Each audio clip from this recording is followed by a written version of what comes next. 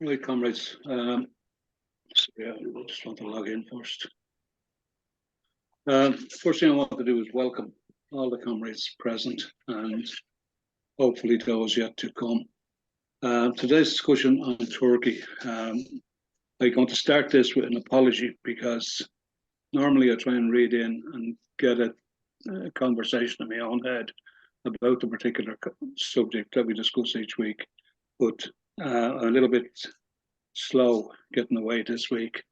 And that means that this meeting is going to be extremely beneficial to me, and I hope to other comrades, to try and fill in the gaps in our knowledge. One of the things that I wanted to say is that there's one very, very important lesson resonant in Ireland as a result of the legacy of the struggle of Turkish workers. Back in 2005. Maybe Bob could translate. Sorry, Also ganz you want to go ahead, Bob? Zusammenfassend, der Genosse, der jetzt präsidiert, sagt, normalerweise studiert er die Frage, die dann im Gespräch gehandelt wird. Aber diesmal ist er nicht in der Lage, das zu machen. Er entschuldigt sich. Zweitens sprach er von sehr bedeutenden Lehren des Kampfes in Irland. Und er wollte mehr dazu sagen. Go on, Jimmy. Okay. Back in 2005, there was a Turkish company, Gama, G-A-M-A, and they had 900 Turkish workers on a construction site in the middle of a desolate area of Ireland, and 300 Irish workers with them. The Turkish workers were being paid €2.20 an hour then, and the Irish workers were getting just a few pennies under €13 an hour. Moment, ich werde übersetzen. Also im Jahre 2005 gab es eine Firma Gama, G-A-M-A, die in Irland eine Baustelle bearbeitet hat. Mit 900 türkische Arbeiter und 200 irische Arbeiter, irgendwo auf dem Lande in Irland. Und die türkische Arbeiter kriegten, how much did they get, Jimmy, the Turks? The Turks were getting $2.20 an hour. Euro. Die Türken bekamen 220 Euro die Stunde, in der Woche, oder? No, euros. Sorry, was it a week? $12.96 per hour. Is that per? All right. Yeah. Was that per hour, Jimmy? Sorry. Per hour. Yeah. No. So und die Irländer knapp über die Hälfte davon. So the Irish guys were getting about half of what the Turks were getting. No. The Irish were getting 6 times what the Turks were getting. Oh, sorry, Entschuldigung. Also die Türken bekamen 220 Euro und die Irländer bekamen, the Irish got. And in addition to that, the Irish got how much? The Irish got €13 round. 13, all right. So die Türken bekamen 2 Euro die Stunde und die Irländer bekamen 13 Euro die Stunde. Now, in addition to that, the Turks were obliged to work 84 hours a week, despite the state limit of 48 hours a week. Ja, und dazu mussten die Türken 84 Stunden die Woche arbeiten, wo das Gesetz in Irland eine Grenze stellt von 48 Stunden die Woche. Now, when the Turkish workers arrived, they were obliged to join the biggest construction union in Ireland. Und als die türkischen Arbeiter angekommen sind, mussten sie in die größte Baugewerkschaft, die größte Gewerkschaft der Bauindustrie in Irland eintreten. Go on. who would have been signatories to the agreement of the €13 an hour. Und diese Gewerkschaft hatte natürlich den Vertrag unterzeichnet, dass man 13 Euro die Stunde bekommt. Now, the next piece is a piece of bravery of individuals and courage. Und dann kam die Mut und die Kampfbereitschaft von Individuen ins Spiel. A number of workers were contacted by members of the Socialist Party in Ireland. Eine Anzahl von Bauarbeitern wurden durch die Sozialistische Partei in Irland angesprochen. Who were members of the CWI. Natürlich waren diese Socialist Party Mitglieder auch Mitgliedern der Committee for Workers International. And one morning, a group of the socialists put on working clothes and walked in onto the site. Und an einem bestimmten Tag hat sich eine Gruppe von Socialist Party Mitgliedern als Bauarbeiter angekleidet und sie kamen auf die Baustelle hin. They left leaflets in the workers' accommodations and in their canteens and invited them, the leaflets were in Turkish, and invited them to a meeting to discuss their conditions. Sie belegten die ganze Stelle mit Flugblättern auf Türkisch, worin die Bauarbeiter eingeladen wurden zu einem Treffen.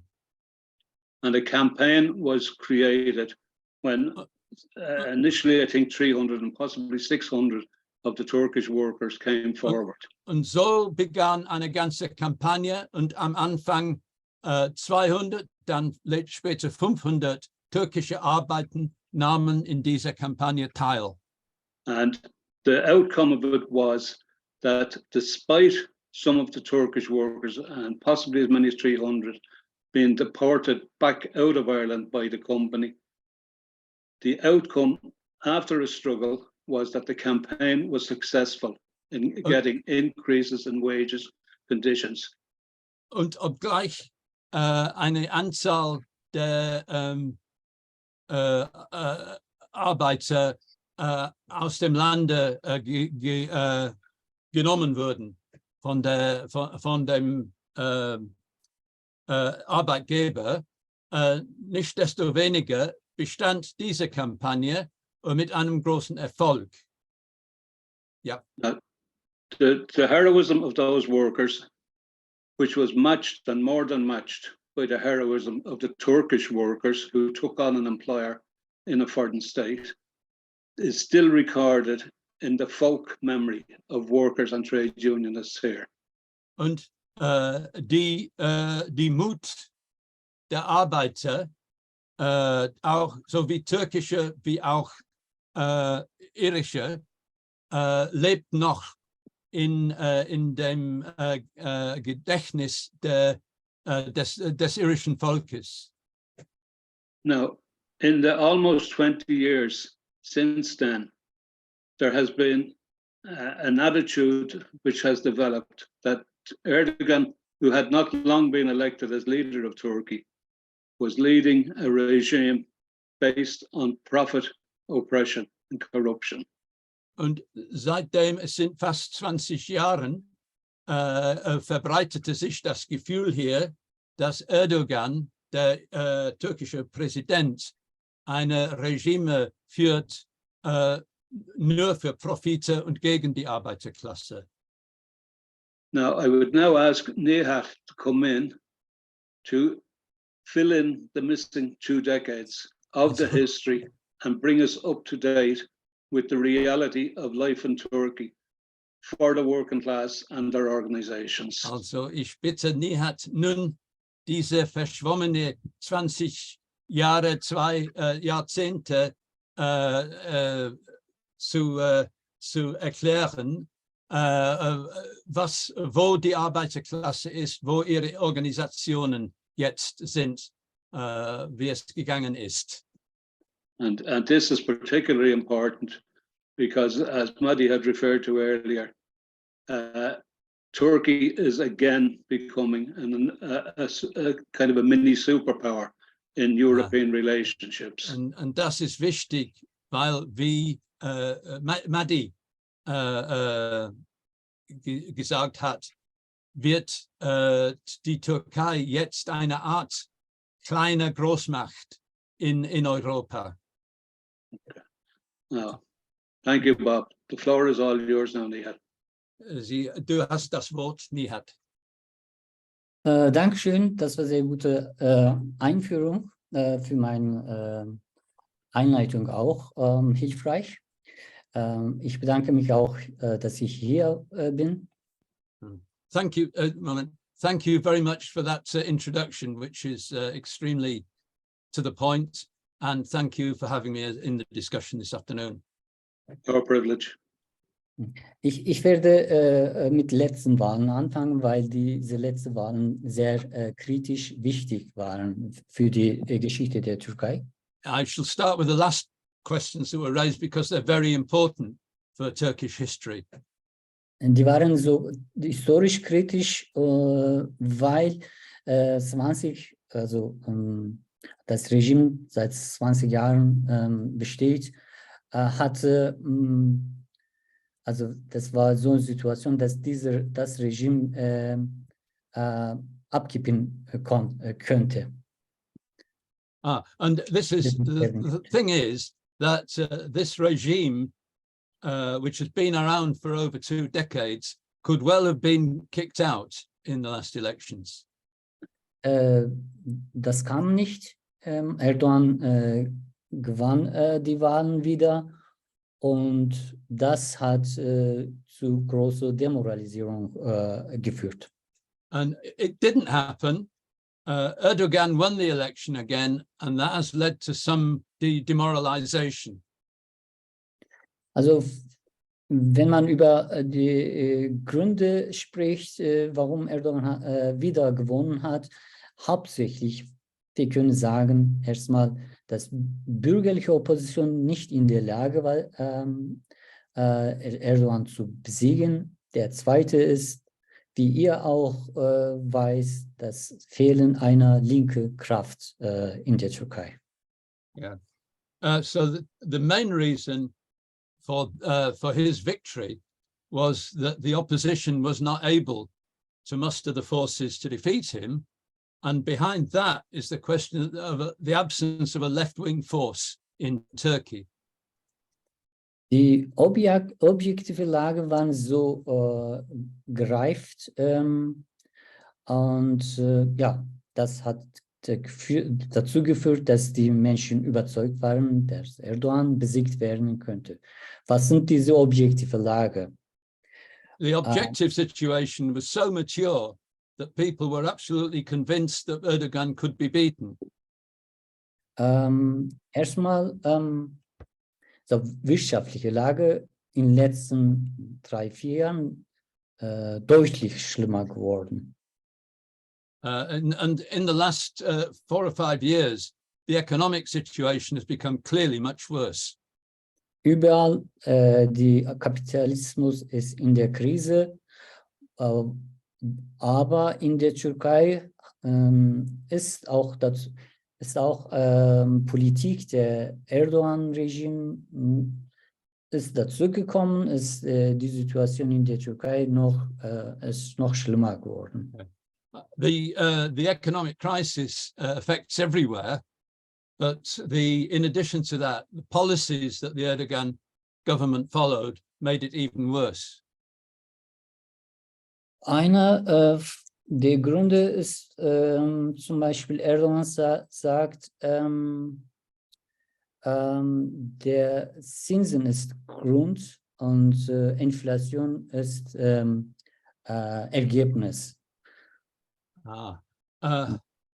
Sorry, one reason is that Erdogan said that the interest rates were the problem and the economic crisis is the result of that problem.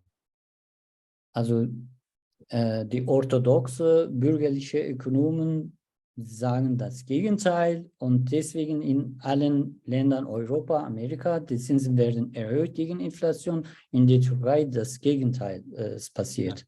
And this was opposed to what every orthodox bourgeois economist says. And that's why all over Europe and North America, interest rates have been raised sharply, but not in Turkey. Erdogan begründete das auch mit Islam und religiöse Gründe, aber hauptsächlich er setzte auf Wachstum. And Erdogan justified this with all kinds of religious reasons about usury, but the fact is that he went for growth. Weil er weiß, wenn so der Arbeitslosigkeit ist für sein Regime ist eine der gefährlichsten Situationen der Arbeiterklasse. Ja. Also Armut und so die Arbeiterklasse kann irgendwie leben, aber wenn Arbeitslosigkeit hoch ist, explodiert ist, dann ist nicht zu stoppen. And he knows that unemployment is an enormous problem, and with poverty and unemployment in the working class, the explosion will be unstoppable. So, die Zinsen vor 2 Jahren waren so ungefähr um 20%, aber Erdogan drückte die Minister oder und Zentralbank und der setzte ab all diese Leute und letztens waren Zinsen so um 8,5%. That is also what he's saying was that for 2 years, interest rates in Turkey were 20%, but then the government moved them down to 8.5%, 8.5%. These are still eye-watering. Türkische Lira hat am Wert verloren, Inflation stieg. So the result was the Turkish lira lost value and inflation rose. Inflation ist bis zum 80% mit offiziellen Zahlen, und das sind falsche Zahlen mit Sicherheit, aber offiziell über 80% gestiegen. The official inflation rate has risen to 80%, a bit over 80%. That's only the official rate. The real rate is certainly a lot more than that. Türkische Lira war vor 2 Jahren, 2,5 Jahren unter 10, also ein Dollar unter 10 Lira gewesen, aber jetzt sind 26 Lira, um die 26 Lira, ein Dollar. So a few months ago, a Turkish lira, an American dollar was just under 10 Turkish lira. It's now around 80. 86, was it you said? 86? 26. Entschuldigung. It's risen to 28 Turkish lira to the dollar. Ja. Und das bedeutet, die Armut, Lebensstandard der Menschen ist gesunken und alles wurde teuer und etc. And that means that the poverty level in the working class is worse and worse, and the poverty is getting worse. Und dazu kam auch Korruptionsskandale und ähnliche Vetternwirtschaft, also Nepotismus und etc. dazu. And in addition, there are claims of corruption and nepotism. Und die Menschen, die mit Mindestlohn arbeiten, also der Anteil, ist gerade in der Türkei ungefähr um 60%. Der Bevölkerung. Ja, So that, Arbeitende. yeah. So that about 60% of the working class is on the absolute minimum income. Also 60% davon leben. Genau, das heißt eigentlich, Arbeiterklasse arbeitet für Mindestlohn und Mindestlohn ist sehr niedrig. And that minimum wage is very low. Vor den Wahlen hat Erdogan erhöht, relativ, also mehr als übliche erhöht, aber trotzdem ist es sehr niedrig wegen Inflation etc. Yeah. So even though Erdogan raised the minimum wage just before the elections slightly, it hasn't made real inroads into the poverty. Genau, das sind die Punkte, die Arbeiterklasse sehr in Armut treiben und gleichzeitig auch die islamisch-konservatische Politik, also Einmischung in Lebensstil der Menschen kam auch dazu. Wurden zum Beispiel Konzerte von Popsängern und sowas wegen ihrer Klamotten und sowas verboten in vielen Orten. And on top of that, with this conservative Islamic regime, its intervention into everybody's lives is very intensive. They, for example, denounce pop concerts because of the immodest clothing of the performers. Genau. Das hat dazu geführt, die Menschen in den letzten Jahren sehr Schnauze voll hatten und sehr unbefriedet waren mit diesen Repressionen und der wirtschaftlichen Lage und gehofft haben, dass jetzt die weg wären, also weggehen. So people had an absolute had enough of it for a number of years, all these things piling up on them, and they were hoping for a change. Ein anderer Faktor, warum die Menschen auch diesmal geglaubt hatten, dass Erdogan diesmal besiegt werden könnte, war, dass auch eine bürgerliche oppositionelle Block gebildet wurde. And one reason that people thought they could beat Erdogan this time was that an actual bourgeois electoral bloc was formed. Eigentlich in 2015, Erdogan hat eine große Niederlage bekommen, indem seine Partei nicht alleine regieren konnte damals. Erdogan had suffered a huge setback in 2015 because his party was no longer able to rule alone. It had to have a coalition. Aber damals war so eine Situation, wir waren in der Situation, einmal, also da waren 3 oppositionelle Parteien im Parlament, nur 3. Eine war die kemalistische CHP, gilt als Sozialdemokraten, aber es ist nicht so wie übliche Sozialdemokraten. Ultranationalistische MHP und die HDP, also HDP, die kurdische Partei. Und diese 3 Parteien konnten logischerweise nicht eine Koalition bilden können. Yeah. And so the 3 opposition parties were the CHT, which is supposed to be a social democratic party, but it's certainly not a classical social democratic party. The MHP, which was the ultra nationalists, and the HDP, which was the Kurdish party. And obviously these 3 couldn't reach an agreement between themselves. Im Laufe der Zeit sind neue Parteien entstanden, also seitdem.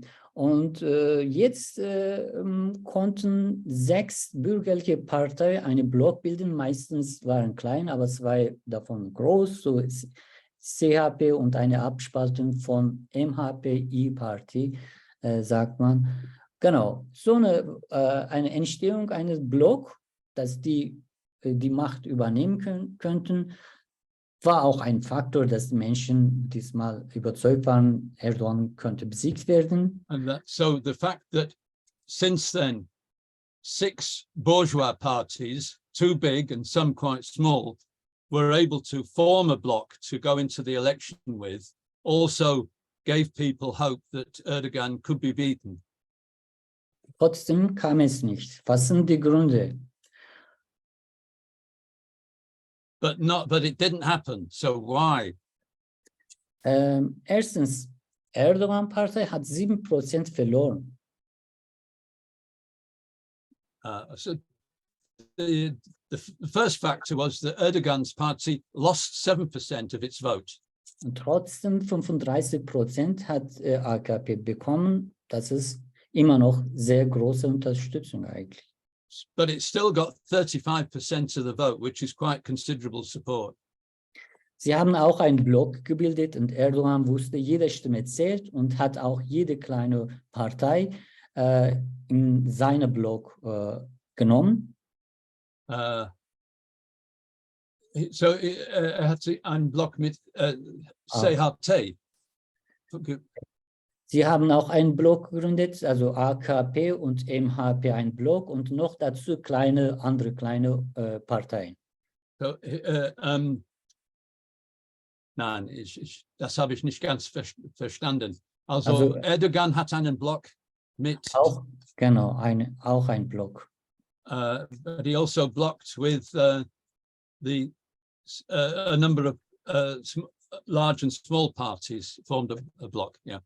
Erdogan sowieso kann seit 2015 nicht alleine regieren und seitdem, also MHP ist zu seiner Lage übergegangen. Seit 2016, nach diesem komischen Putsch, ihr habt davon gehört, MHP und AKP, Erdogans Partei, haben so eine Koalition eigentlich. So particularly since 2015, Erdogan has not been able to rule alone with his own, just with his own party in power. He's formed a bloc with the ultra-nationalists, and since that very weird putsch in the late part of the decade, he's also had links with the HKP. Genau, aber Unterstützung für AKP, also 35%, diese Höhe, hat Wurzeln, also das geht zu Anfang der Regierung eigentlich. Am Anfang, die Situation, objektive Lage in der Türkei war zugunsten der AKP. Die AKP, Erdogan-Regime hatte Anfang ganz andere Politik geführt als jetzige. And indeed, it's meant that Erdogan has switched policies, has changed policies quite considerably.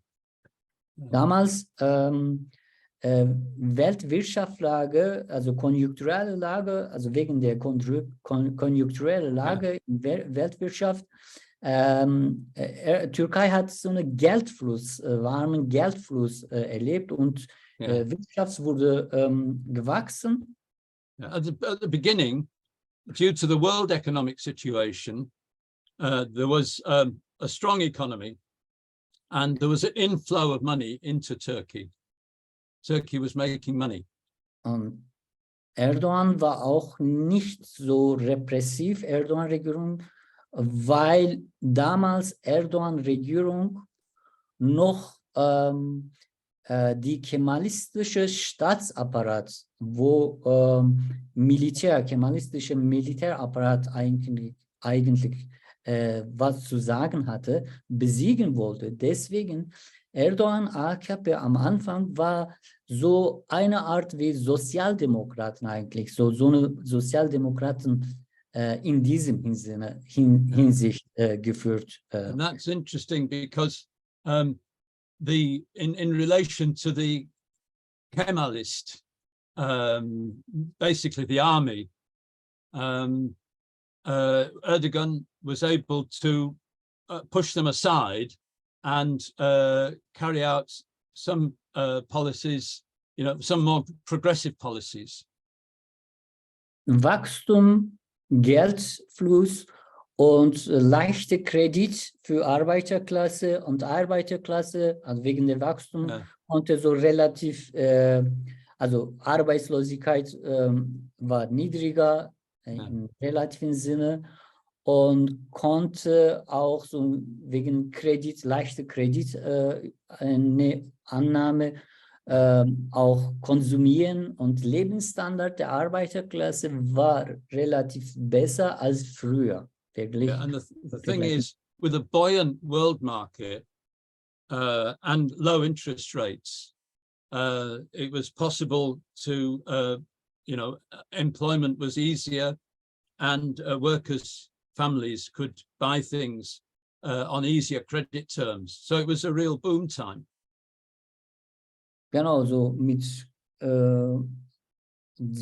hat Erdogan auch Massenunterstützung bekommen. Überall entstanden Gebäude, Autobahns, Brücke etc. Das war für Augen, also aus der Augen der Arbeiterklasse Entwicklung und Wachstum. Das kam da gut an die Arbeiterklasse und hatten Illusionen gehabt. Und so hat Erdogan große Massenunterstützung bekommen. And that led to mass support for Erdogan. People could see homes were being built, bridges were being built, roads were being constructed. This led to mass support for Erdogan. So, all diese Gründe kann man weiterzählen und erweitern.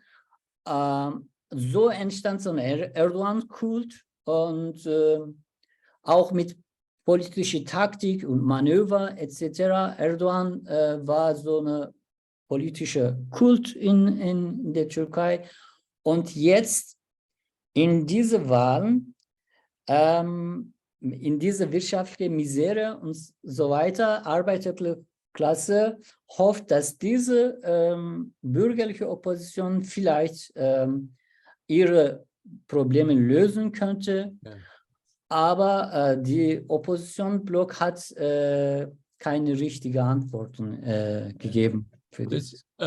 Now that the boom is over and in a much more difficult economic situation, the working class did hope that the bourgeois coalition could achieve something and make some changes, but it wasn't to be.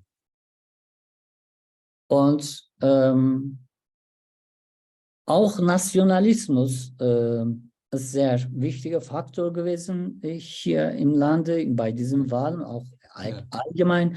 Man muss sagen, die Arbeiterklasse in der Türkei ist sehr gesplitten ist.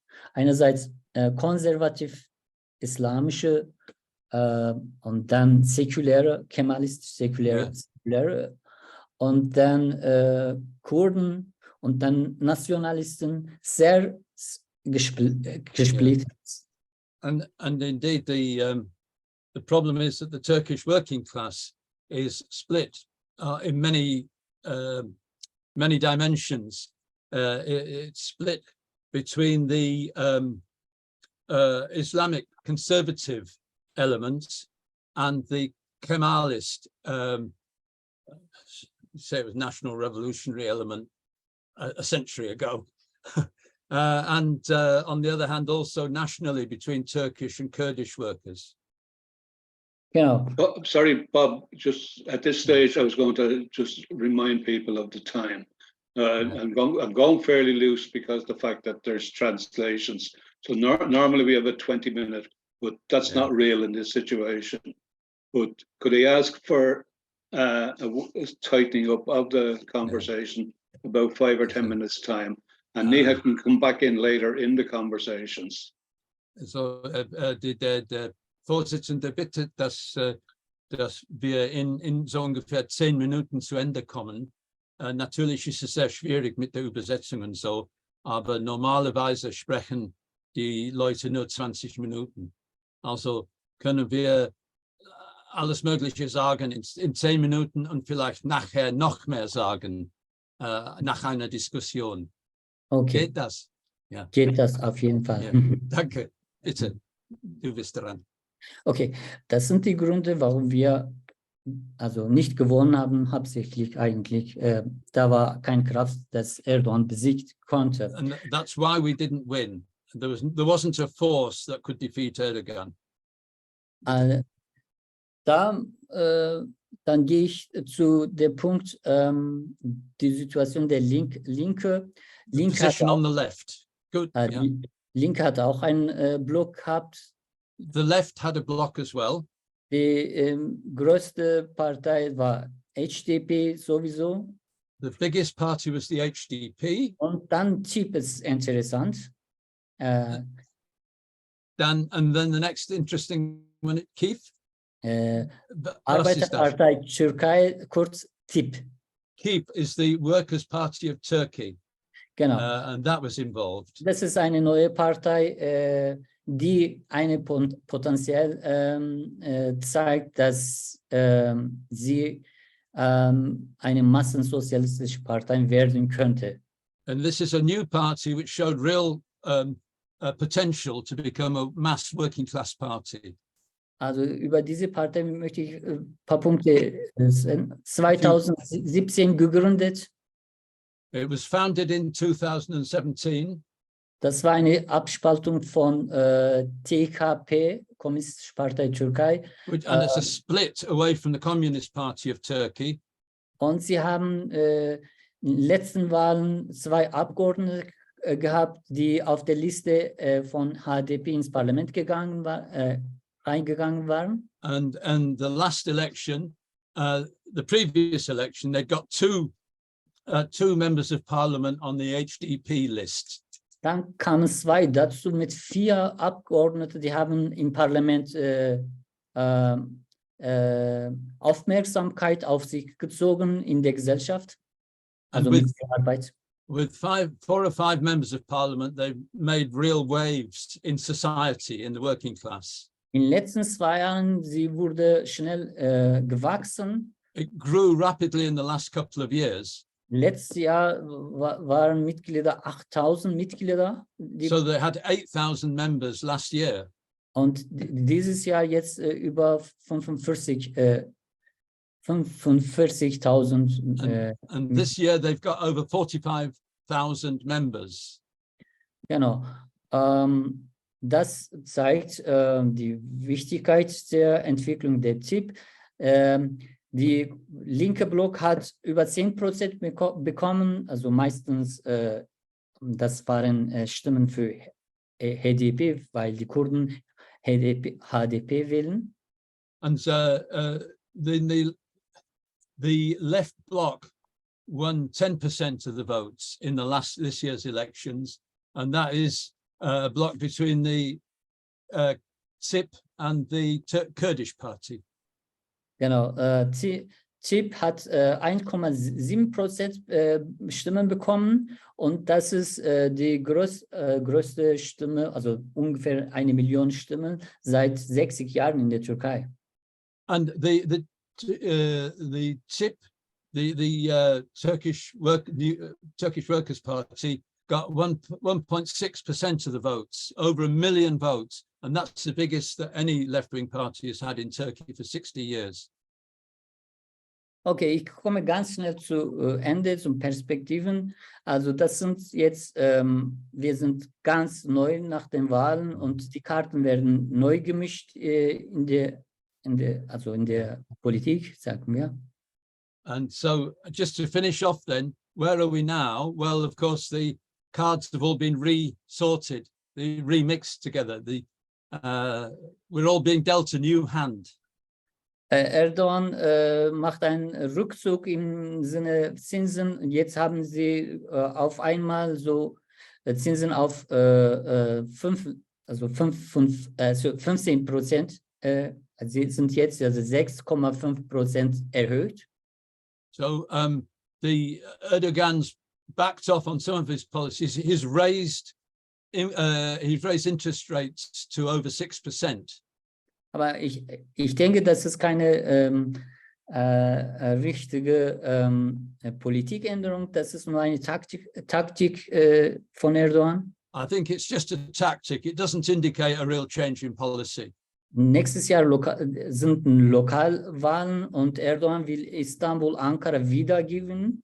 There will be local elections next year, and Erdogan wants to win back Ankara and Istanbul. Genau. Nach den Wahlen werden wir wieder ganz andere Situation haben, weil Erdogan jetzt, also die wirtschaftliche Lage sehr schlecht ist. Es gibt kein Geld und Erdogan braucht Geld. So we think there'll be a new situation in that campaign because Erdogan's run out of money. He needs more money. No, we can't get it. Und außenpolitisch, also Schweden, also das sind immer Kuhhandel für Erdogan. Ja, er möchte immer mit diesen Handeln etwas, ein Stück davon von anderen bekommen. Ja. Und davon könnte Geld, ja, er braucht Geld auch neben andere Sachen natürlich. Ne? And there, apart from anything else, Erdogan's position on Sweden is he's using it to put pressure on other governments. As he used the word horse trading. Erdogan wants to get money off other governments and institutions. So he's making a big fuss about Sweden, knowing they'll have to pay him off. Also Erdogan macht immer Balance zwischen Russland und Westen. He's always balancing off Russia against the West. In den nächsten Jahren können wir mehr westliche Politik sehen können, aber Russland wird nie aufgegeben. He'll never give up on Russia, but he will put more emphasis on the West for a couple of years.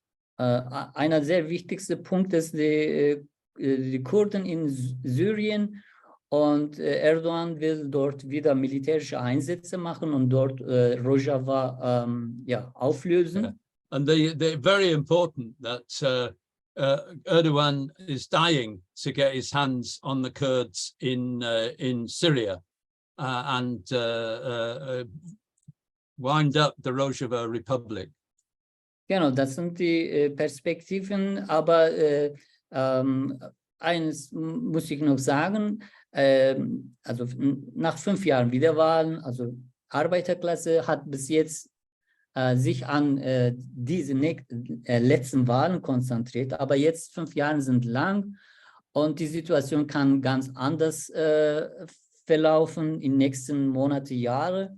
Wir können jetzt nichts vorhersagen, aber Regime und die Situation in Türkei wird nicht stabil sein. Yeah, the thing is, it's very difficult to say exactly what's going to happen in the next 5 years. It could be a long 5 years, or a lot could happen, but we don't think that the government is going to be stable over that period. Genau, ein entscheidender Punkt ist, die Linke, die Arbeiterbewegung muss genau mit dieser Perspektive gucken und sehen und unbedingt eine alternative Kraft aufbauen. Wenn HDP, also HDP und ZIP und die anderen jetzt haben so eine Erfolg gehabt, so Teilerfolg, und auf diesem, wenn die beide, also die aufbauen und eine linke Kraft aufbauen können, dann das könnte in nächsten Monaten, Jahre entscheidende Rolle spielen. Das sollten sie auch machen. So the participants in this left alliance, the HDP, the TIP, and whatever the other one, if they can really put forward a fighting perspective, a valid perspective, they will get support from the working class. Ja, ich bedanke mich, lasse ich hier einfach. Thank you very much. Thank you. Comrades Bob and Nihat, I thank both of you. That's been a good introduction, very well presented. I'm now going to offer it open to the floor. Any comrades want to come in with any comments, contributions? or indeed questions. And I would ask anybody with intention to speak, either put the hand up clearly or the little magic button. So the first one I'll call is Maddie. You're muted, Thank Maddie. you. Okay. Yeah, I just unmuted myself. Thanks, Jimmy. Okay. If I can just quickly give some background to my question.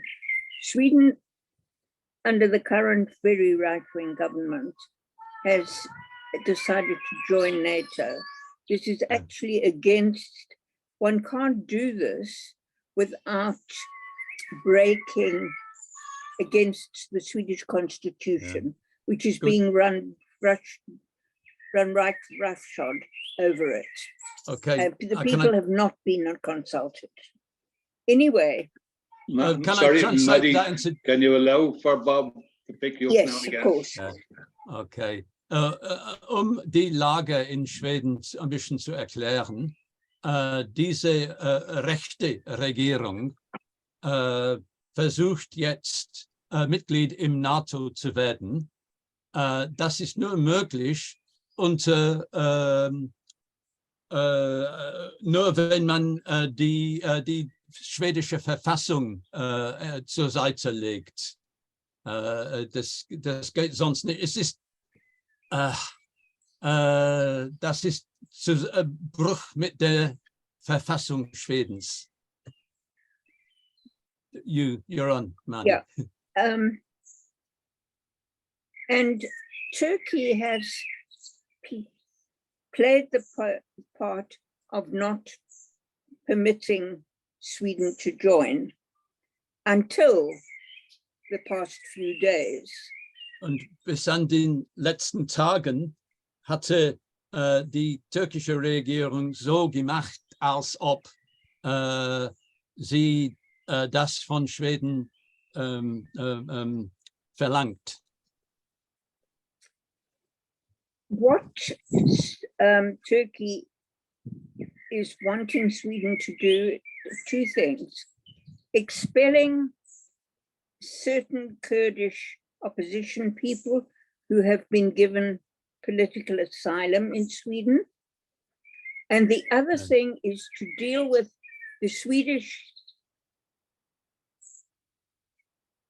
police politicians who have permitted the burning of the Quran. Also Most recently at the end of Eid, less than 2 weeks ago. Also die türkische Regierung will zwei Sachen. Sie verlangen den Ausschluss der türkischen Asylanten in Schweden, dass sie herausgeworfen, kurdischen Asylanten. Und zweitens, sie verlangen, also in Schweden ist es nicht verboten, den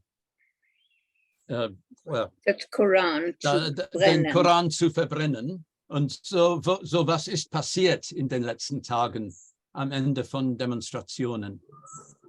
Und die türkische Regierung macht Beschwerden darüber. Ja, is that it, Maddie? Yeah, well, the result in Sweden is that Erdogan is actually supporting the left and the majority of Swedes when he's not permitting Sweden to join NATO. But of course, this is an irony, and there are forces to change this. Ironischerweise ist die Linke in Schweden dafür, dass Schweden also gegen den Beitritt NATOs durch Schweden. Darin sind sie mit Erdogan geeinigt, aber in der anderen Sachen gar nicht. And if there are any comments, I would be grateful. Und ich würde mich bedanken für alle Bemerkungen, die man machen möchte. Thank you, Maddie, and again, thank you, Bob. Roger, you have your hand up as well. I just have a couple of quick questions. Thanks very much to Comrade for the really clear introduction, and to Bob for his translation. The first question is, could you tell us something about the 2016 coup? Because it seems a bit enigmatic. It seems a bit kind of mysterious. Was it a genuine coup? What was behind the coup, if so?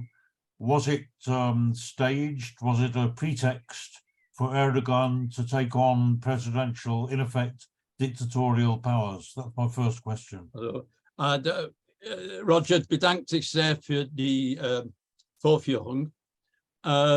Wollte Fragen stellen über den Staatsstreich von 217.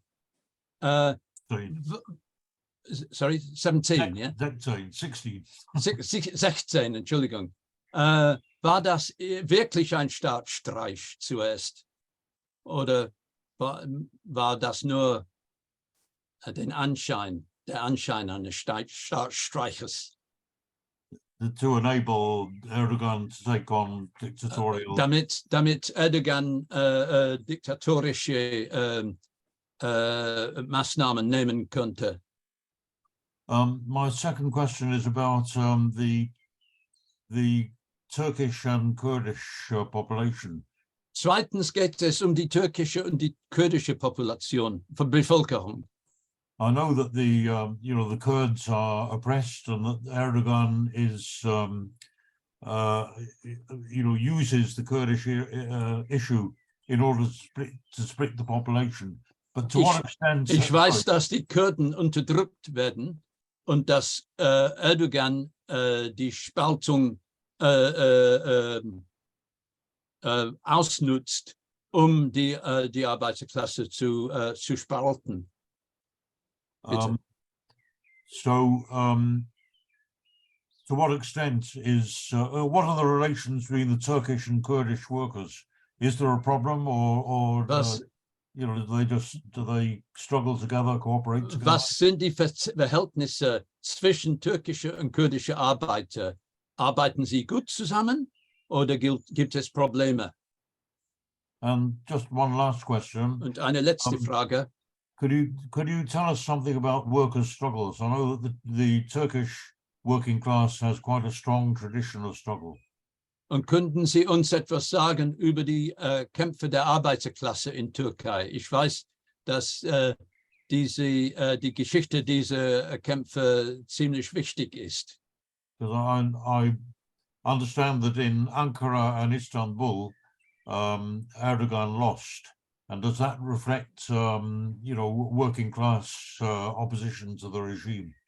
Erdogan hat die Wahlen in Ankara und in Istanbul verloren. Ist das eine Widerspiegelung der Tatsache, dass die Arbeiterklasse stark ist? Oder ist das ein Ausdruck der Kämpfe der Arbeiterklasse? Thanks. Thank you. Danke. Okay. Thank you, Roger. Now, I have two Davids up, so I'm going to take Dave Hill first. Microphone. You're muted.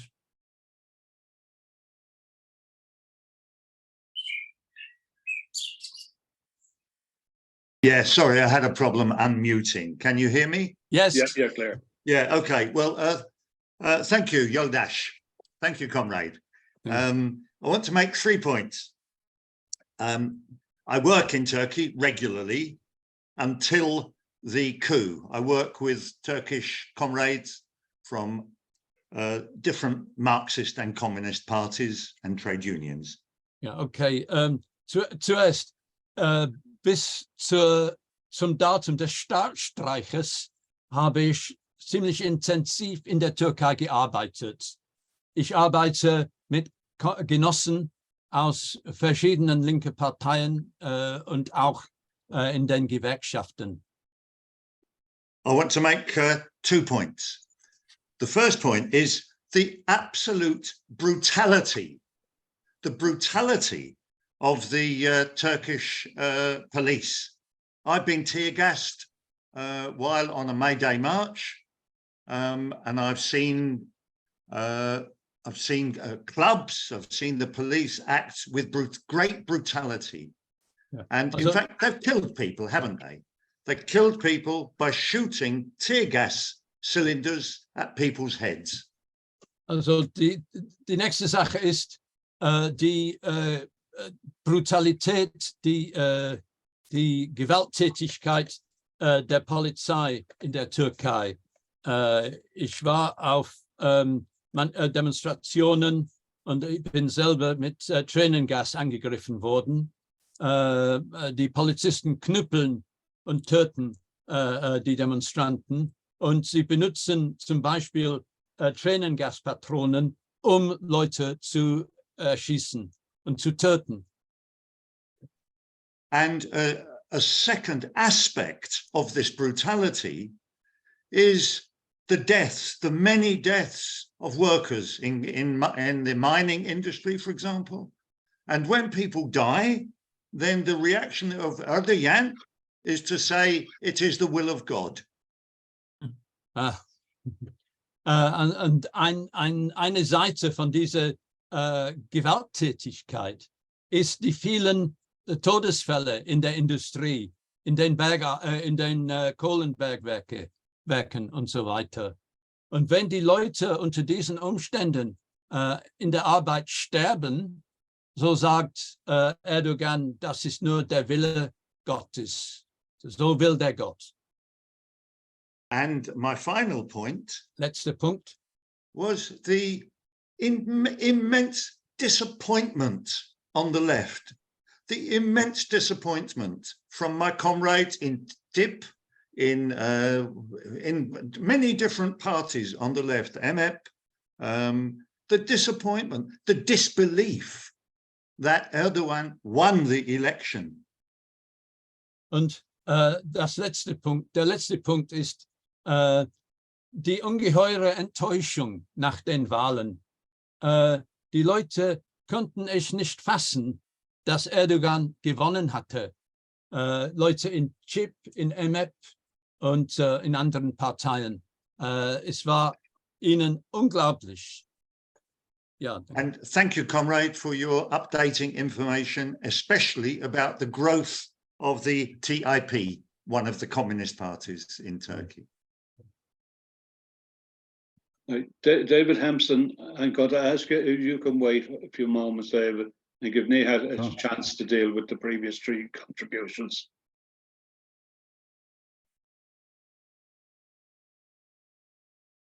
Oh, do you want should the comrade reply on those contributions? Yeah. Yeah. Hello. Otherwise, you'll just get swamped. Ja. Also, Genosse, kannst du zu den letzten drei Fragestellungen Stellung nehmen? Okay, ich versuche. I'll try. Mit Schweden, also versuchte sagen, also Schweden, ja, das ist, ja, Madi hat recht. Erdogan, ja, wie vorhin gesagt, versucht von jedem Sache etwas profitieren, wie zum Beispiel Flüchtlinge. Die syrische Flüchtlinge war für Erdogan eine sehr gute Karte gegen Europa. Ja, ja. Also, ja, zuerst zu Madi. Sie hat recht. Erdogan versucht, von allem zu profitieren, von allen Sachen. Zum Beispiel die Flüchtlinge aus Syrien. Nutzt diese Flüchtlinge aus. You're supposed to translate to English right So now, sorry, my friend. you know. Sorry. I know, I've got the switch in the wrong position. Okay, so he said, yeah, Erdogan tries to profit from every little thing. For example, the Syrian refugees, he uses them to put pressure on the European governments. As you know, all he has to do is to say, I'm going to open the borders and shit hits the fan. Sorry, that's my addition. Ja, So, bitte weitermachen. Also mit NATO ist genauso. NATO, wenn Vetorecht da ist, dann ist es für Erdogan logisch, er wird das nutzen und hat das auch gemacht. And Zum so Beispiel, just using the right to veto NATO accession by Sweden, obviously he's going to use that. It's the first thing comes to his mind is how to exploit it. ein Punkt, strittener Punkt, F-16 Kampfflugzeuge. Yeah. USA Kongress lehnt ab, das Erneuern, also das Flugzeug, Kampfflugzeuge Türkei verkauft wird, ne? Aus Yeah. verschiedenen Gründen. Sorry, is it die Amerikaner versuchen diese wer hat Nein gesagt?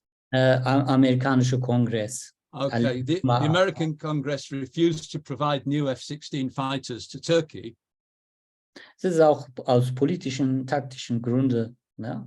Yeah. Und es ist sehr wahrscheinlich jetzt, die Türkei diese Flugzeuge jetzt bekommen kann. But it's now, and they did so for completely political reasons, but it's now possible that they will supply these fighters to Turkey. Und ein anderer Punkt, sogenannte Terrorismus-Debatte. And another point is the so-called terrorism debate. Erdogan meint natürlich die Kurden. Of course, what not Erdogan means is the Kurds. Insbesondere die Syrien, Kurden in Syrien. Especially the Kurds in Syria. Da will Erdogan auch Zugeständnisse bekommen, aber ob er das bekommen hat, wie, ist es noch unklar. Aber die Kurden waren so Verhandlungssache bei dieser Geschichte. Yeah, so it's not clear whether he'll get what he wants, but he uses the Kurds as gambling chips. You know, he uses them as small change in the negotiations. Es ist auch möglich, dass Erdogan-Regime irgendwie finanzielle Unterstützung irgendwie bekommen kann. And it's possible that the Turkish regime, sorry, say that bitte wiederholen. Finanzielle Unterstützung, weil Erdogan-Regime unbedingt Dollar und sowas braucht. Und and it's also possible that the Turkish regime is looking for financial support because they need dollars. Genau, also die ganze Geschichte mit dem NATO spielt also Verhandlung, Coup, also wir sagen. Yeah, I know. This whole business with NATO is just horse trading. Ja, die schwedische Linke sollte keine Illusion an Erdogan haben. The Swedish left shouldn't have any illusions in Erdogan. Ja, genau. Das kann ich nur so viel sagen. Also Putsch ist ein sehr wichtiger Punkt in der Geschichte der Türkei. And that's all I can say about that. Now, the putsch is a very important point in Turkish history. Also, Erdogan-Regime hat auch immer wieder Unterstützung verloren. Ich habe bereits erwähnt, 2015 hat die Erdogan-Regierung eigentlich die Wahlen verloren. It led to a big loss of support for the Erdogan regime. Also nach diesem government. Nach diesem Putsch, dann war Ausnahmezustand. 2017 gab es Referendum über präsidentielles System und dadurch hat Erdogan das geschafft. So there was a real purge after the real military regime, martial law after the putsch. And when Erdogan then went for a referendum, he lost a lot of support. Genau. Regime wurde total so eine repressive und alle Entscheidungen wurden durch Erdogans Dekrete getroffen. The Erdogan regime became much more repressive and Erdogan's personal rule became, everything had to be decided at his hands. Parlament ist machtlos geworden, Parliament became toothless etc. Also and so forth. jetzige Situation beginnt eigentlich mit dem Putsch. And the current situation really begins with that putsch. Genau. Was war der Putsch? Wem nutzt der Putsch? Wenn wir die Frage stellen, dann können wir auch den Killer auch finden. So if we ask the question, who started the putsch, then we've got a way of getting hold of the question. Genau. Also wir genau wissen nicht, wie das passiert, aber mittlerweile wir sind sicher, das war eine Inszenierung. Yeah, we don't know exactly what happened, but since then we've become convinced that it was staged. Da waren bestimmt welche, die sich mit Gülen-Bewegung und sowas identifizieren, aber es sieht so aus, dass auch das ist so eine Falle war. Die wurden ertappt. So. And we know that some people really were supporters of Gulen and so on, but the whole thing was really a trap. Und all die also wenn man verlangt, dass dies Punkt und das Punkt sollte untersucht werden, wird vom Regime abgelehnt. Also viele Fragen. People have asked for investigations on this point and that point that need clarification. The government has refused any clarification, any investigation. Und kurz vor Putsch, wir haben eine Zeitschrift gehabt, da haben wir auch genau erwähnt, das Erdogan-Regime möglicherweise einen Putsch versuchen will, aber wir wissen nicht, in welcher Art und Weise. Aber das kommt, das haben wir damals auch geahnt, gesehen.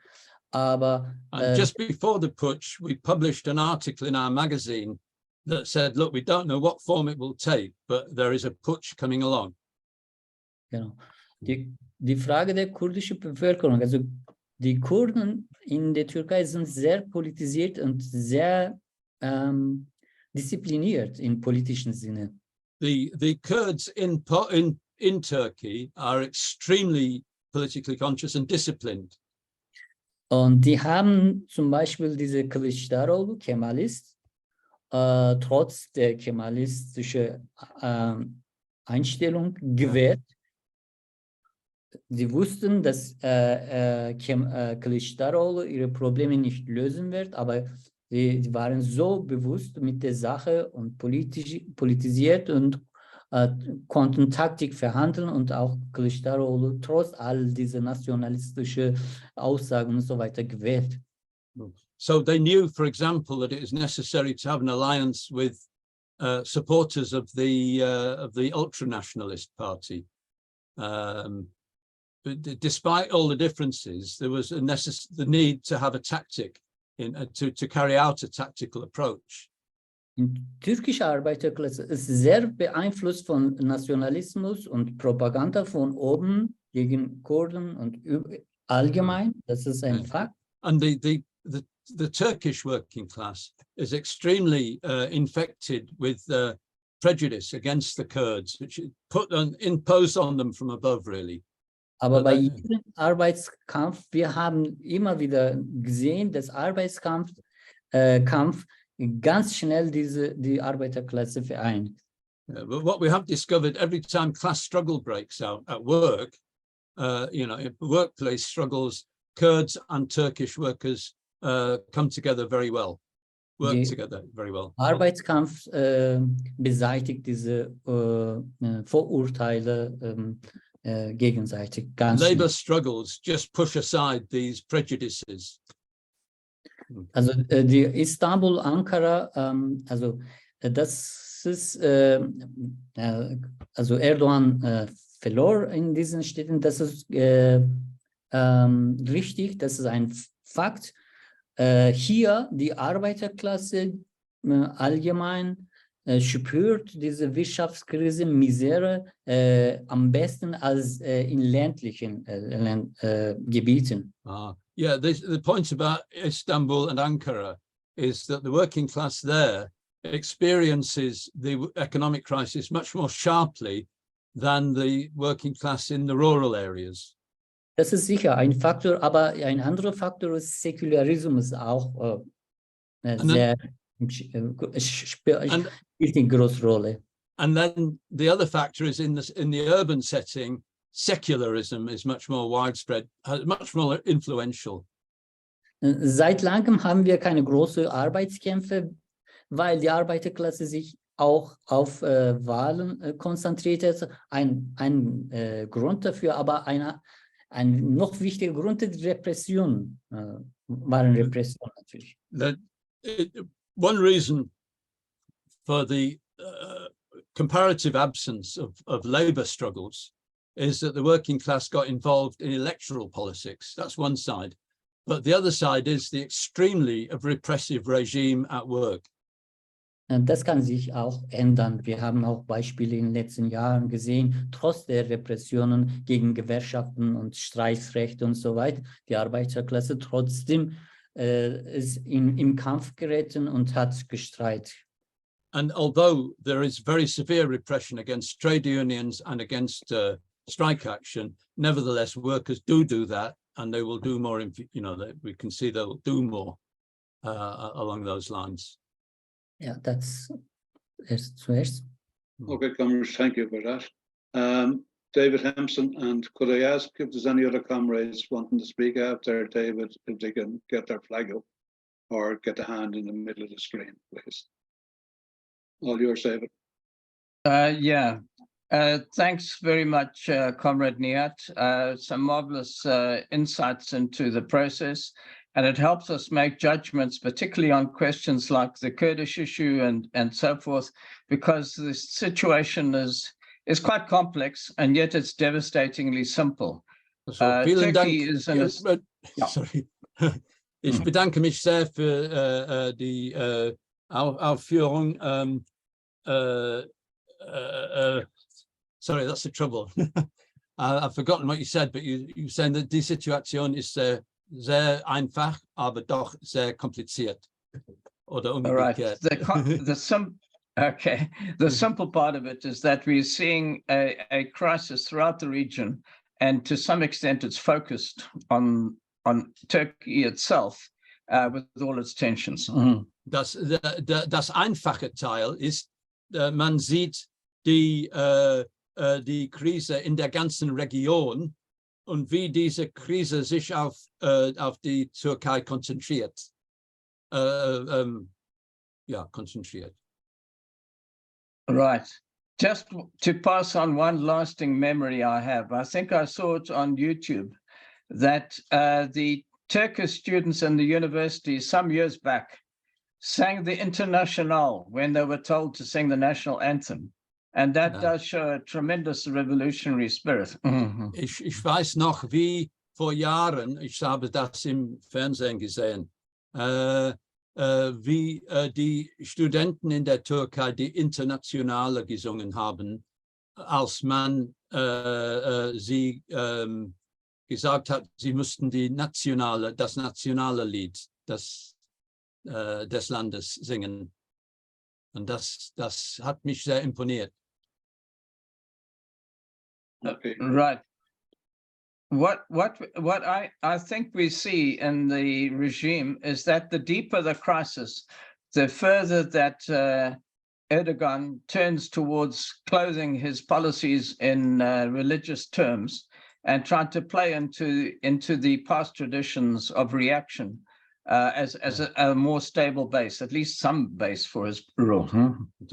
Also, je mehr die Krise für Erdogan schwierig wird, umso mehr bekleidet sich in diesen islamistischen Ideen. Er sucht da eine Art Unterstützung für seine Position. And that enabled him to escape, to some extent, the devastation from the earthquake, which was proven beyond doubt to be because of the lax administration of building policies. Und so konnte er sich zum Beispiel einigermaßen gegen die heftige Kritik nach den Erdbeben, wo es bewiesen wurde und auf allen Seiten bekannt wurde, dass Korruption seitens der Regierung zu dieser Devastation geführt hat. And this unfortunately shows the huge, the relative autonomy of politics from the economic base, has been stretched and maybe the elastic will break, sometime in the future.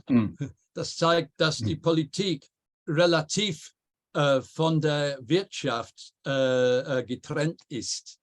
Und vielleicht wird die Spannung zwischen den beiden sich so vertiefen, dass es endlich zusammenbricht.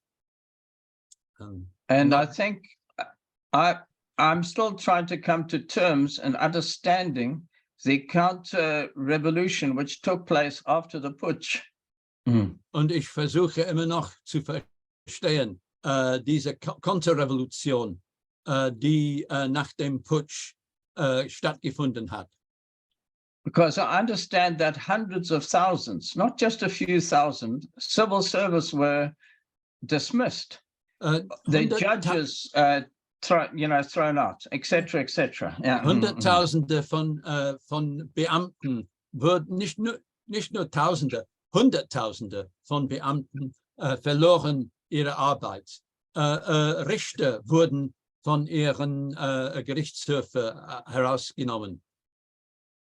So in other words, there's no possibilities of legal redress under these conditions because now the whole judicial system has been thrown upside down. Und zu solchen Umständen kann man seine Rechte behaupten, weil das ganze System der Justiz zusammengebrochen ist. So I'm just, we are watching day by day the shifts in policy of Erdogan. It's a classical Bonapartist strategy, as you're saying, all based on getting capital and funds to continue his rule. Und wir sehen diese tägliche taktische Bewegungen seitens Erdogans. Er ist in dem Sinn ein typischer Bonapartist, in dem seine verschiedenen Alliierten zusammenspielt.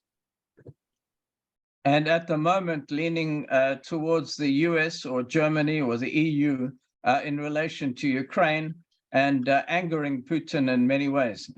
Und im Moment neigt er sich zum Westen, zu Amerika, zu Europa über Ukraine. Und so bringt das Verdruss mit Putin. And at the same time, he could threaten, Europe with all the reactionary consequences of opening the gates to floodgates, of Syrians and other dispossessed people to EU, where they would like to move. Und gleichzeitig droht Europa mit der Möglichkeit, er würde die Türe öffnen für die viele Asylanten und refugees. Shit, I knew the word for refugees a minute ago. Auswanderer, dass sie nach Europa gehen erlaubt. Right. Yeah. So that, he can demand from the EU between $3 to $5 million a year, just to stop him or to what he would claim to provide policies or some financial support to refugees. In fact, it seems that they're having a very tough time in Turkey. Und verlangt Millionen von Euros von Europa, die Lage der Flüchtlinge zu erleichtern. Und es ist gar nicht klar, dass irgendetwas macht, ihre Lage zu erleichtern. But I'd like to conclude on the financial base, because it seems as though now they're raising interest rates that, despite all the Bonapartist strategies, eventually, a real desperate austerity is coming to Turkey. Und wieder, also ich komme zurück auf die finanzielle Grundlage. Sie erhöhen die Zinssätze und das heißt, dass die Armut der Arbeiterklasse sich noch verschlechtert. And, Okay. I wonder how, the youth is responding to the threat of growing unemployment and economic desperation in the coming period. Wie reagiert die Jugend auf diese Drohung der Armut, der Arbeitslosigkeit, der wachsende Unterdrückung? But thank you again for your contribution. Wiederum, ich bedanke mich sehr für deine Thank you, David. Christos, you're going to have the chair or have the floor now. Yes, hello. First of all, thank you, Nihat, for your presentation. And also thank you, Bob, for the translation. I would like to ask what Erdogan is expected to do now with the Cyprus problem. Which? Now he says he's following the solution of two separate countries, something that the previous Greek Cypriot president also is alleged to be fond of, as the new Greek Cypriot president, who was the Minister of Foreign Affairs in the previous government. Also, fragt, was will Erdogan jetzt in Zypern? Scheint folgt die Lösung von zwei geteilte Länder auf dem Insel. Obgleich türkische Beamten, Minister früher gesagt hätten, no, ich habe nicht alles mitgekriegt. I didn't get everything you said. Sorry. It's about Cyprus. Let me repeat that. Yeah. What now is referring to as the Turkish Cypriot leader to a solution of two separate states in Cyprus instead of a federal Cyprus. Yeah. This is also the previous Greek Cypriot president of the Republic of Cyprus is alleged to be fond of this solution also. And you want to translate? Well, I'm not sure. So you're saying that the previous Greek president of Greek Cyprus was also in favor of a two-state solution. Yes, he doesn't dare to say it in public, but he was asking questions. Even he asked Çavuşoğlu about this. All right. Also, der Genosse fragt, was ist die Lage jetzt mit der Haltung des Präsidenten von Nordzypern über die Teilung Zyperns in zwei Staaten. Behauptet, dass der frühere Präsident von griechischen Teil auch dafür war. Also, was ist die Lage jetzt? I've done my best there, comrade. I'm sorry. Okay. If you got mangled. Go. Okay. Shall we expect from Erdogan to make a turn for a solution of Federal Cyprus, United Federal Cyprus? Yeah. Okay.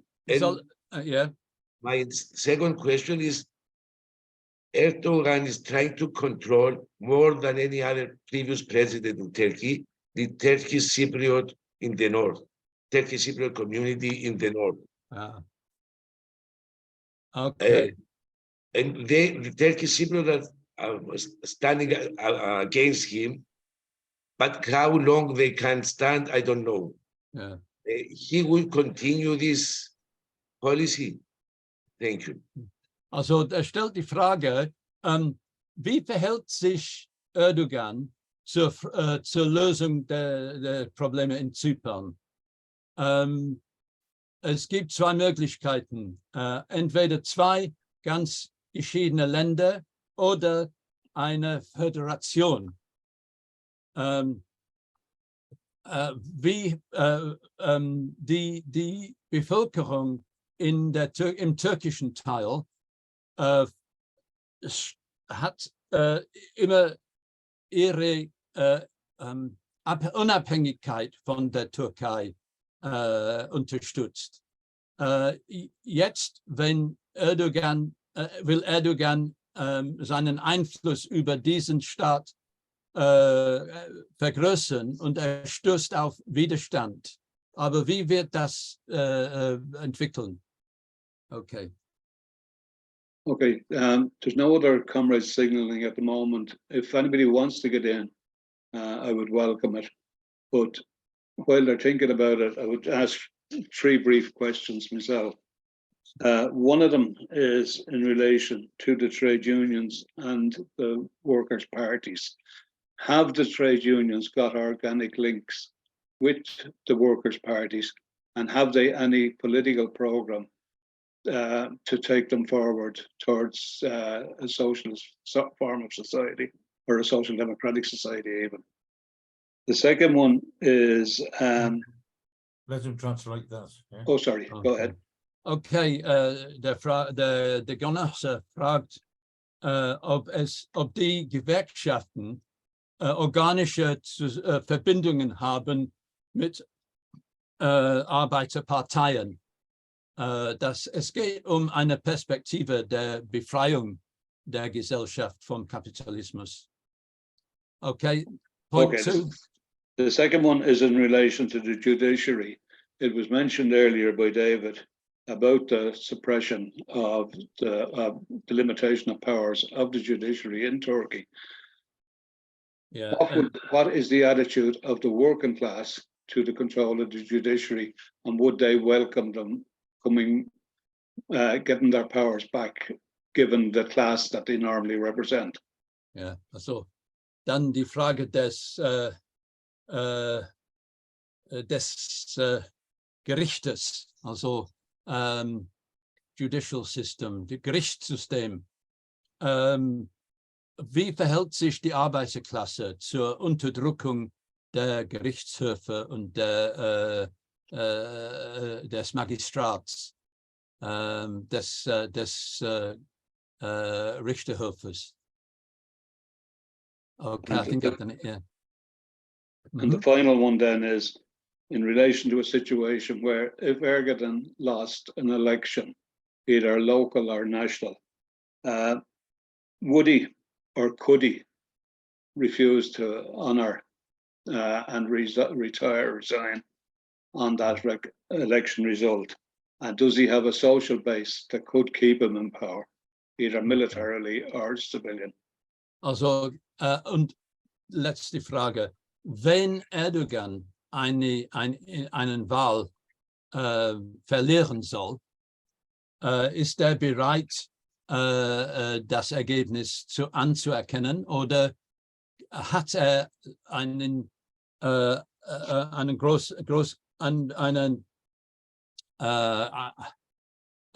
eine Grundlage in der Gesellschaft, worauf er sich als Diktator gründen könnte? Hat er eine Basis in der Gesellschaft, wenn er zum Beispiel einen Wahlgang verliert? Okay. Okay, thanks, Bob. We'll have Dave Hill then, and then we'll go back to Nihat to answer the questions and sum up the meeting. Okay, thank you, comrade. I'll be quick because I've already spoken. 2 points about contemporary Turkish politics that I think are important. One is the Islamicization of Turkish education system, universities, schools, changing the curriculum, making it more difficult for secular teachers, appointing Islamist rectors of universities. It's a huge problem for our secular and communist and Marxist comrades in Turkey. A big problem. Also Punkt Nummer 1, die Islamisierung der Schule, der Universität, die Einstellung von die Entfernung von säkulären Rektoren und so weiter, das ist ein großes Problem für uns. Okay, David Hempson mentioned, what did he mention? Oh, he mentioned the suspensions of dismissals of, I forget how many thousands of people who signed the peace petition regarding the Turkish government attacks on the Kurds in the southeast of Turkey. And so many of my friends and comrades, so many lecturers, professors were suspended from all their civil rights, suspended from their jobs, suspended from using local libraries, hospitals, suspended from work. All right, David. From their jobs for 5 years. And that period is just finished. I'll do my best.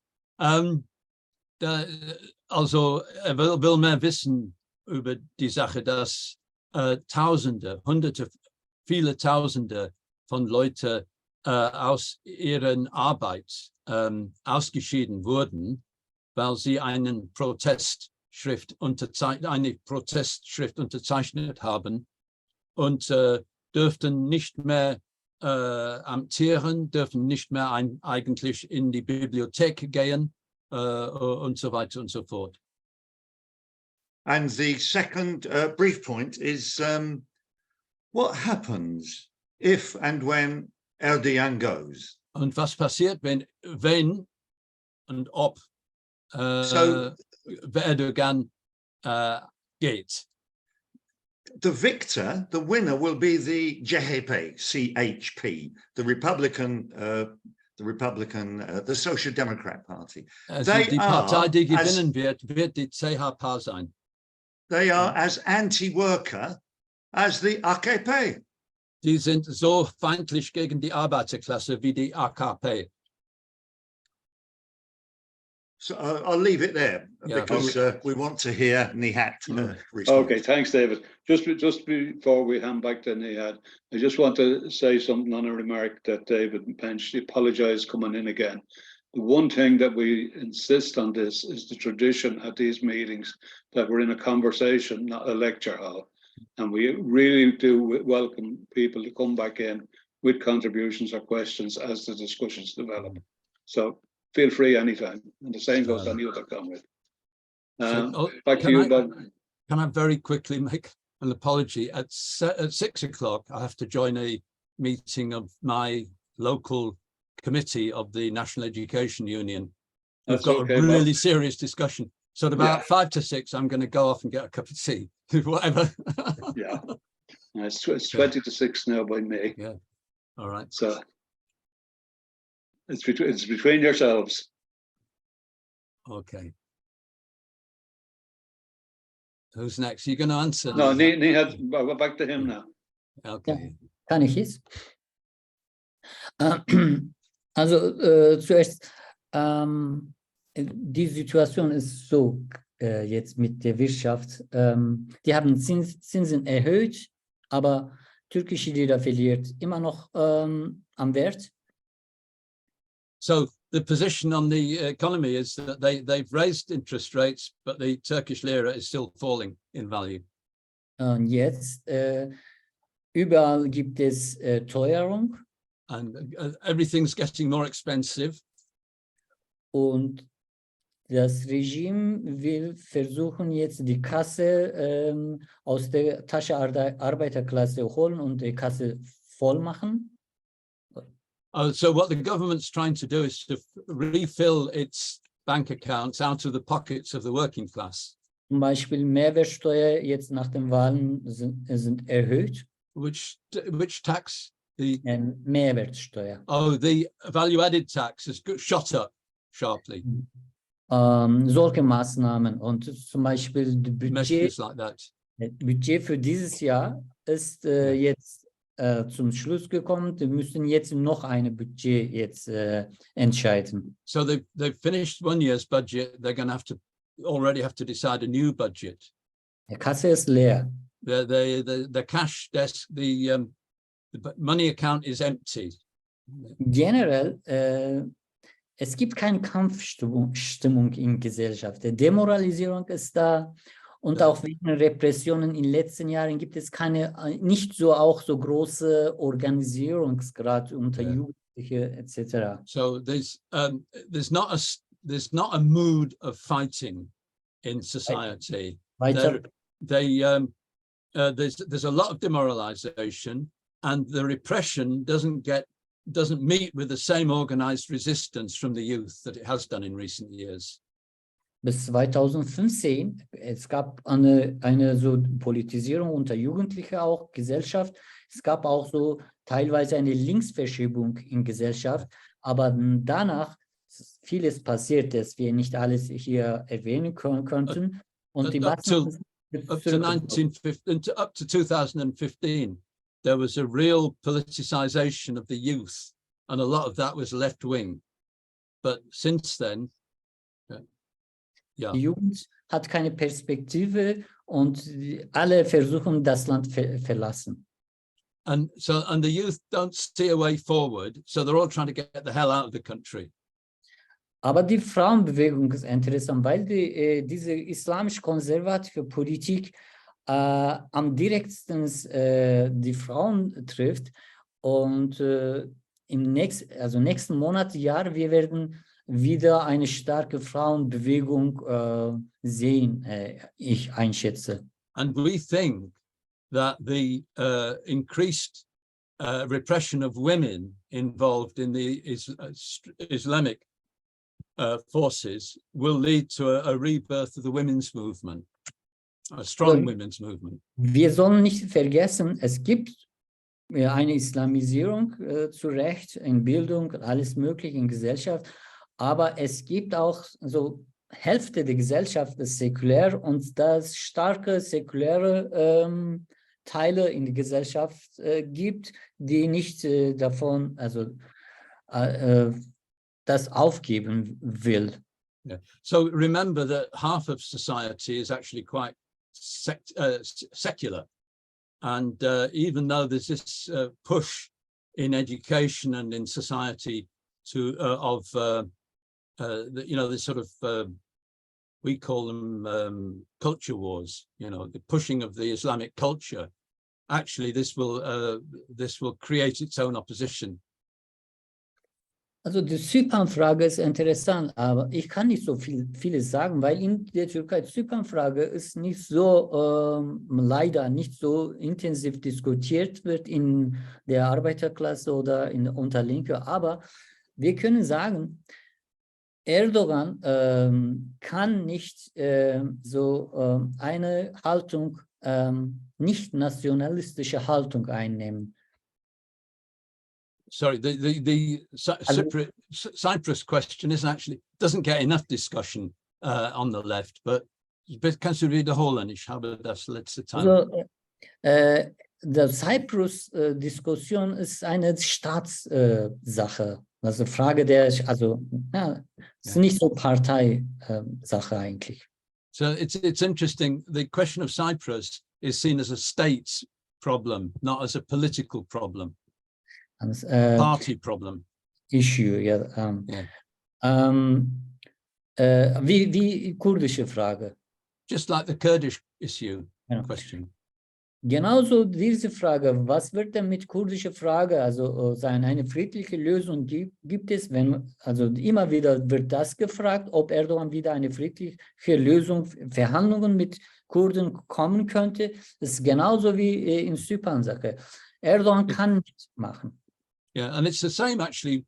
People wonder whether Erdogan is going to negotiate with the Kurds.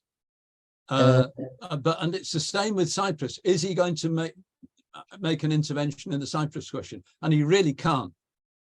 Also eine Staatsdoktrin zu ändern, muss eine Partei eine große Unterstützung in der Arbeiterklasse, Bevölkerung haben.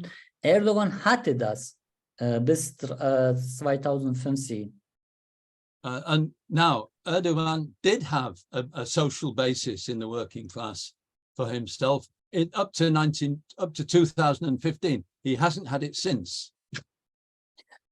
Jetzt Erdogan als Regime eigentlich besteht aus verschiedenen Interessen der verschiedenen Gruppierungen in der Stadt eigentlich. Yeah. So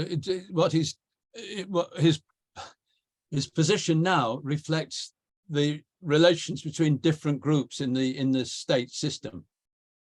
Erdogan lehnt sich an MHP, ultranationalistische Partei. He leans on the ultranationalist party. Auch lehnt sich an verschiedene islamische Sekte in der and he rests on quite different Islamic sects. Also gut beschrieben, also typisch, also das ist eine typische bonapartistische ja. He acts as a typical Bonapartist. Genau, das ist der Zypern. Und daher also eine, was wir sagen, so eine vereinte Zypern ist gerade nicht in der Diskussion, glaube ich. So there's nothing in the discussion here about a united Cyprus. Genau. Und also Gewerkschaft, über die Gewerkschaft. About trade unions. Hier gibt es keine Einheitsgewerkschaft, sondern verschiedene Dachverbände, Richtung Gewerkschaften. There's not one united trade union movement in this country. There are various confederations. Die größte ist Turkish, größte Gewerkschaft ist eher so die Haltung, immer nimmt die Haltung, wie die Regierung nimmt, also gleiche Haltung wie die Regierung immer. And the main trade union confederation is actually very close to the government. Es gibt revolutionäre Gewerkschaftsverband, DISK. There is DISK, which is a revolutionary trade union movement, confederation. Das bedeutet, also es gibt auch Gewerkschaften unter diesem und in Führungen gibt es immer linke Kräfte, nicht organische Verbindung mit Parteien, aber So amongst the leadership and in the unions, there are left-wing forces, but they don't have organic links with political parties. Aber das bedeutet nicht, dass diese Gewerkschaften nicht bürokratisch sind. It doesn't mean that these trade unions aren't bureaucratic. Leider, die sind auch so genauso bürokratisch wie alle Sadly, anderen. they're just as bureaucratic as all the rest. Genau. Die neue Partei ZIP hat nicht so starke Verbindung mit Gewerkschaften, es ist noch neu. So the new party ZIP doesn't have any organic links with trade unions. It's quite a new party. Sie wird sicher versuchen und wir werden in den nächsten Monate, Jahre sehen, wie sich entwickelt wird. They've had a go at it, and we shall see what happens in coming months and years. Also Justiz, ne? Now the judicial system. Genau, das wie alle anderen, alles sind unter Kontrolle von Erdogan. And like everything else, it's controlled by Erdogan. Aber es ist generell, also die Haltung der Arbeiterklasse ist eher so machtlos. So the attitude of the working class is a kind of powerlessness. Wenn die Arbeiterklasse selber keine Kraft hat und keine eigene Partei, die sie vertritt, dann die Arbeiterklasse alleine so gestellt und dann hat Tendenzen zu der Starke zu wählen. Ja.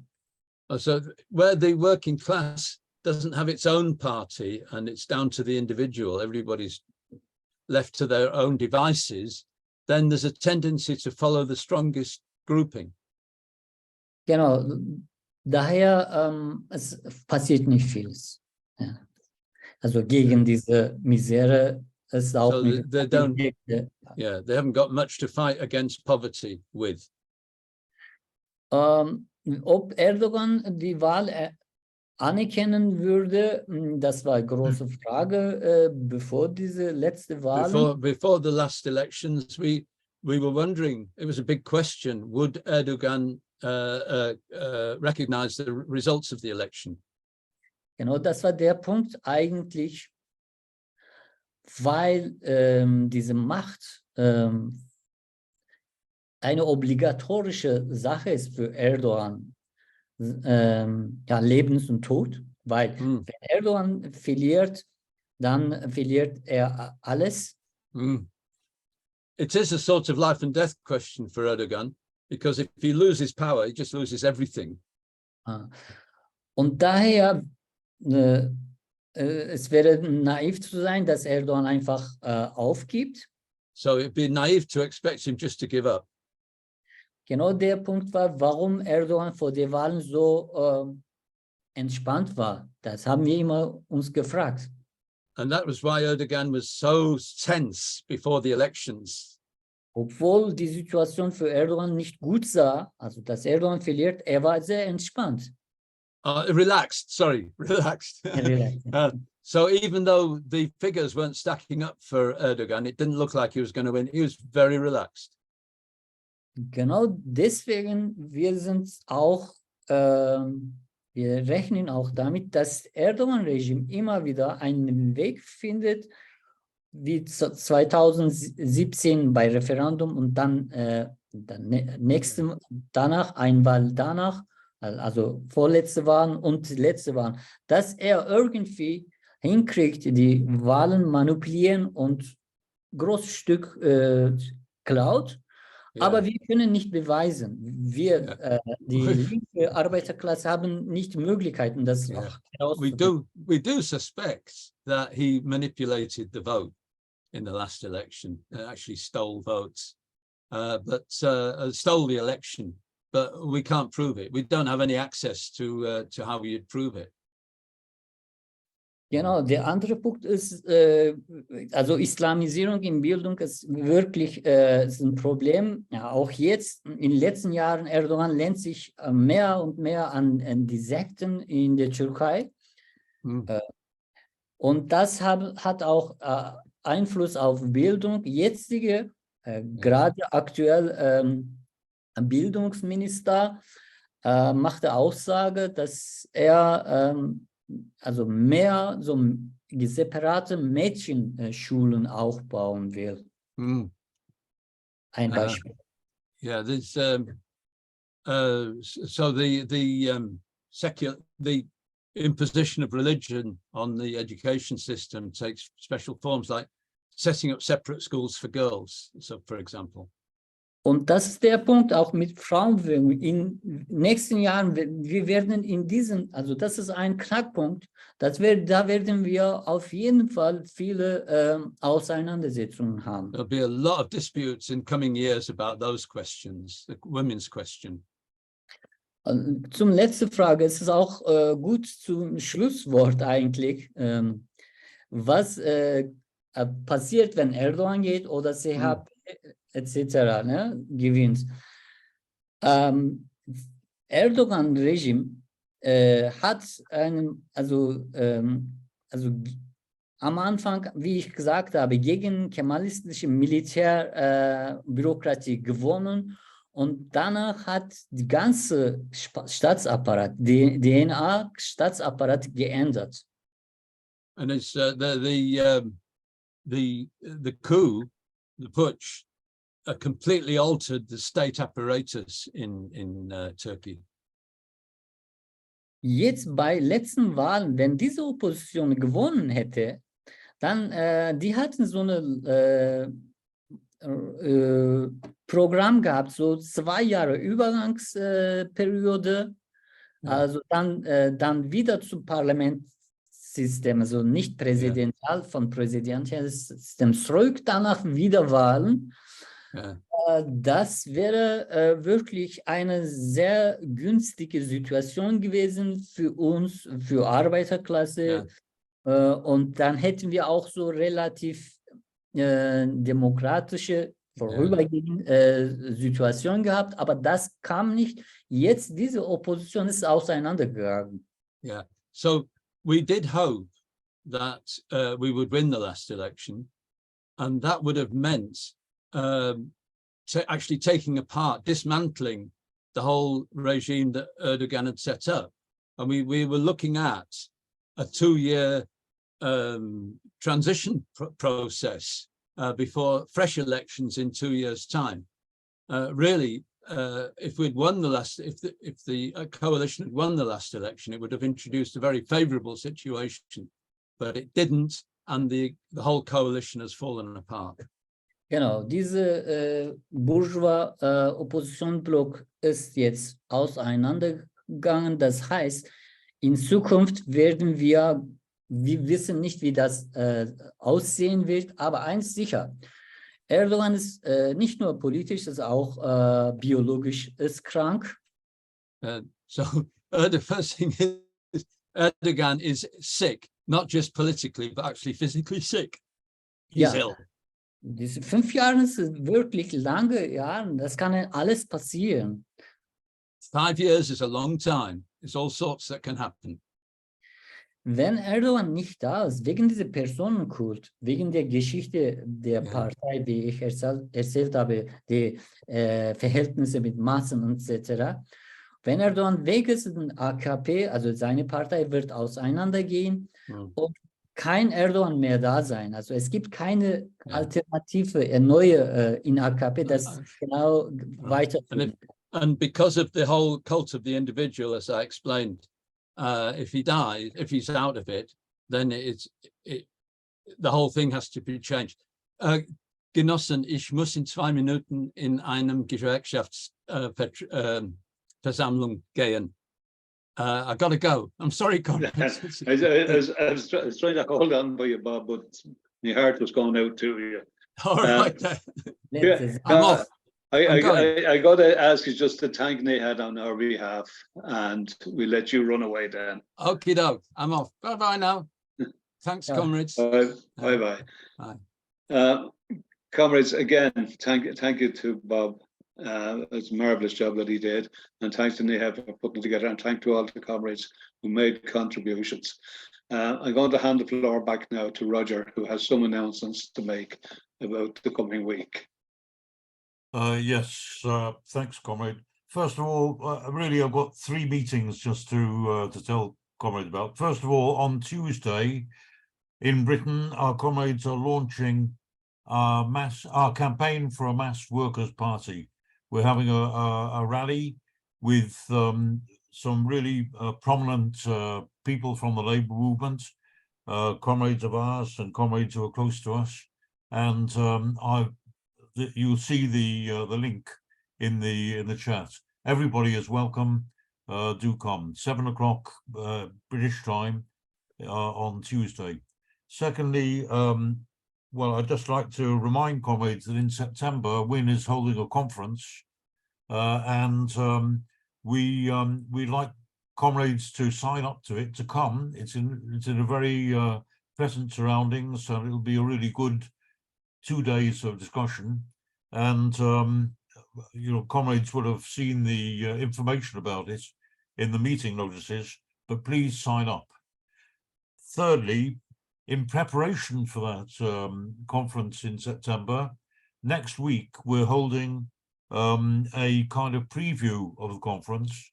That our WIN meeting, in other words, is going to be devoted to reviewing or previewing what we're going to be discussing there. All the information, both on the practicalities and on the political content, we'll be discussing. I hope everybody will come along, because I think it'll be a really interesting meeting, which will sum up some of the issues that we'll be talking about. So I should also say that after next week's meeting, we're taking a break over the summer. So the next WIN meeting after next week will be the WIN conference, and we'll resume the weekly Zoom meetings after that. The conference is 9th and 10th of September. So thanks, comrades. Thank you all, comrades. Ciao, ciao.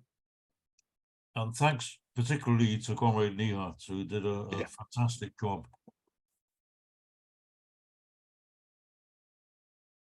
Okay, bye, comrades. Bye-bye.